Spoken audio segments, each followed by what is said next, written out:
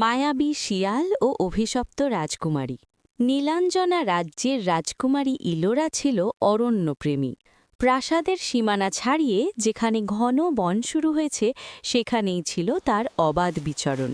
একদিন গোধূলির আলোয় সে বনের ধারে এক অদ্ভুত দৃশ্য দেখল। একটি ঝোপের আড়ালে ধকধক করে জ্বলছে রূপোলি আগুন।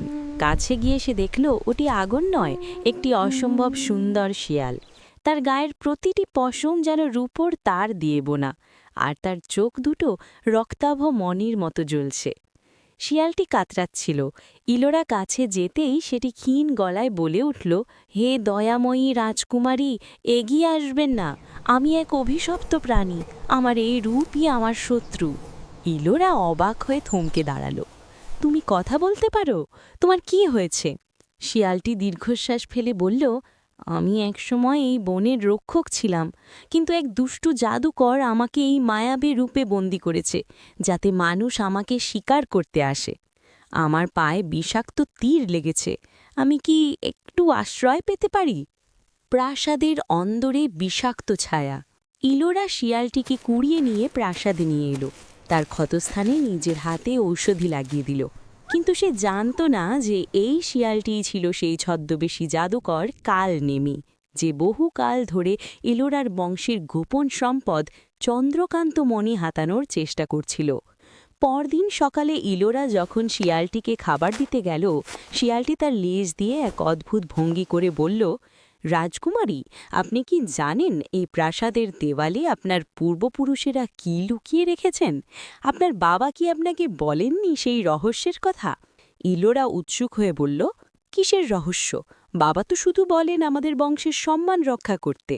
শিয়ালটি একটি ধূর্ত হাসি গোপন করে বলল, সম্মান নয় রাজকুমারী, ক্ষমতা।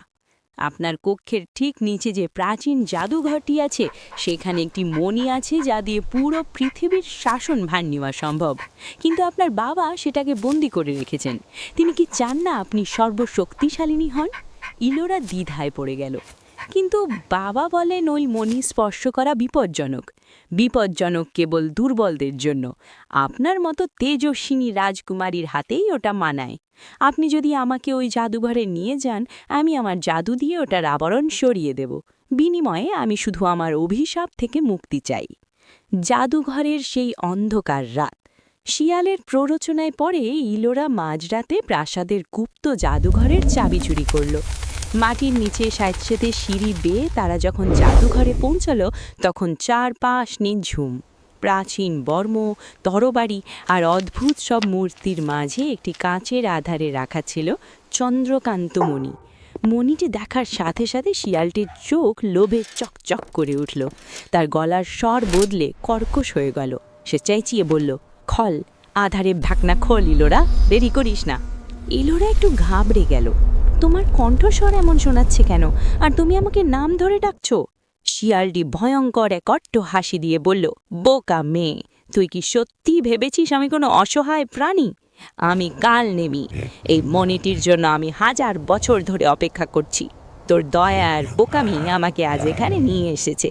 এখন চুপচাপ ওটা আমাকে দে, না হলে এই জাদুঘরের প্রাচীন বর্মগুলোকেই আমি প্রাণ দেব তোকে শেষ করার জন্য। বিশ্বাসঘাতকতার লড়াই। ইলোরা বুঝতে পারল সে কি ভয়ঙ্কর ভুল করেছে। সে মণিটি নেমার বদলে পিছিয়ে গেল। শিয়ালটি এবার তার আসল রূপ ধারণ করতে শুরু করল। তার রূপলি পশম কালো ধোঁয়ায় পরিণত হলো। তার শরীরটা দীর্ঘ হয়ে এক কদাকার জাদুকরের রূপ নিল, যার হাত পা এখনও শিয়ালের মতোই লোমশ। জাদুকর গর্জে উঠল, মণিটা আমাকে দে। সে হাত নাড়তেই জাদুঘরের দুটো পাথরের মূর্তি প্রাণ পেরে ইলোরার দিকে এগুতে লাগলো। ইলোরার সাহসে বুক বাঁধল।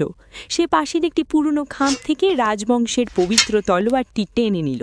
সে বলল, আমায় তোমাকে বিশ্বাস করে ভুল করেছি কালনেমি, কিন্তু সেই ভুল আমিই সংশোধন করব। আমার পূর্বপুরুষদের এই জাদুঘরে তোমার মতো চোরের কোনো জায়গা নেই। জাদুকর উপহাস করে বলল, একটা সাধারণ মেয়ে হয়ে তুই আমার জাদুর মোকাবিলা করবি? দেখ তবে। সে মুখ থেকে আগুনের হলকা ছুড়ল।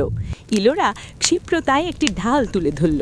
ঠিক সেই সময় সে দেখল মণিটি থেকে এক অদ্ভুত আলো বিচ্ছুরিত হচ্ছে। সে বুঝতে পারল এই মণিটি কেবল তখনই জ্বলে ওঠে যখন রাজবংশের কেউ বিপদে পড়ে। সে তলোয়ারটি মণির গায়ে স্পর্শ করালো, সাথে সাথে পুরো জাদুঘর এক তীব্র সাদা আলোয় ভরে গেল। জাদুকর আর্তনাদ করে উঠল, না, এই আলো আমি সহিতে পারছি না, বন্ধ কর এটা। ইলোরা দৃঢ় কণ্ঠে বলল, এই আলো সত্যের, যা তোমার মতো মিথ্যেবাদীকে ভস্ম করে দেবে। চূড়ান্ত পরিণতি। মণির সেই পবিত্র আলোয় জাদুকর কাল নেমে ধীরে ধীরে সংকুচিত হতে শুরু করল। তার জাদুকরী ক্ষমতা তাসের ঘরের মতো ভেঙে পড়ল। সে আবার সেই ছোট্ট শিয়ালের রূপ নিল, কিন্তু এবার তার গায়ের সেই রূপলি জেল্লা আর নেই। সে এক কুৎসিত লোমশ শিয়াল হয়ে জাদুকরের মেঝেতে পড়ে রইল। ইলোরা আর তাকে দয়া করল না। সে প্রহরীদের ডেকে নির্দেশ দিল, এই জন্তুটিকে লোহার খাঁচায় বন্দি করো, আর মনে রেখো একে কখনো রোদে বের করবে না, কারণ অন্ধকারে গিয়ে জন্ম, আর অন্ধকারেই এর শেষ। সেই থেকে নীলাঞ্জনা রাজ্যের সেই গুপ্ত জাদুঘরে একটি খাঁচায় বন্দি থাকে এক অদ্ভুত শিয়াল, যে মাঝে মধ্যে মানুষের গলায় কথা বলে পথচারীদের ভোলানোর চেষ্টা করে। কিন্তু রাজকুমারী ইলোরা এখন অনেক বেশি সতর্ক। সে শিখেছে যে কেবল মিষ্টি কথাই নয়, মানুষের বা পশুর আসল পরিচয় লুকিয়ে থাকে তার কর্মে।